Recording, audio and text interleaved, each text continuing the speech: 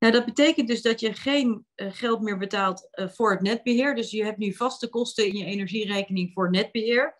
Die hoef je nu niet meer te betalen. En dat is gemiddeld zo'n $390. En dat gaat dus naar nul. En als de elektriciteitstarieven boven de 38 dollarcent per kilowattuur komen, dan betalen wij de helft van het bedrag wat het meer is. Dat is wat het betekent voor de inwoners. Nou ja, voor hen hebben we natuurlijk al een pakket gemaakt. Hè? Dat is die $1300 voor huishoudens met een laag inkomen. De accijns op de benzine die naar beneden is gegaan. En ook nog weer een extra bedrag van $2 miljoen dat we eerder ter beschikking hebben gesteld. Dus we hebben al allerlei maatregelen getroffen om die energierekening naar beneden te krijgen dit jaar. Maar willen daar dus een pakket aan toevoegen voor volgend jaar. Omdat we zien dat het gewoon inderdaad ook voor iedereen op de eilanden steeds lastiger wordt om de rekening te betalen.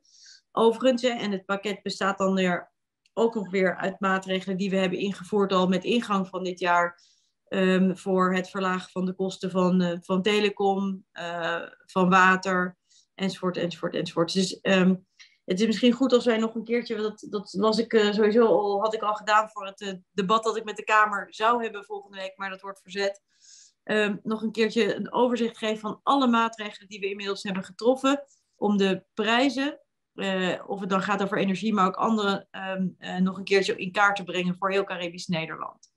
Ja. Want het is een opeenstapeling van maatregelen die we nemen om daarmee hopelijk te zorgen dat iedereen zijn energierekening kan blijven betalen. Hoop ik niet dat ik ga ervan uit dat dit voor de energierekening echt een hele grote stap gaat zijn, want geen netbeheertarief leveren, dus geen vast tarief meer, dat levert al een heleboel op voor mensen. En vervolgens een variabel tarief wat in feite gekapt is omdat wij de helft betalen van alles wat het meer is dan die 38 dollarcent. En dat zou ertoe moeten leiden dat met de maatregelen die we al genomen hebben voor iedereen de energierekening ook echt betaalbaar blijft. En wat ik hoop is niet alleen maar dat die duurzame energieprojecten gaan helpen, maar ik hoop vooral ook dat die enorme prijzen die er nu in de wereld zijn in de komende tijd, dat die hopelijk ook wat meer gaan dalen. Nogmaals, omdat zo'n enorme impuls we als overheid wel kunnen doen een keer.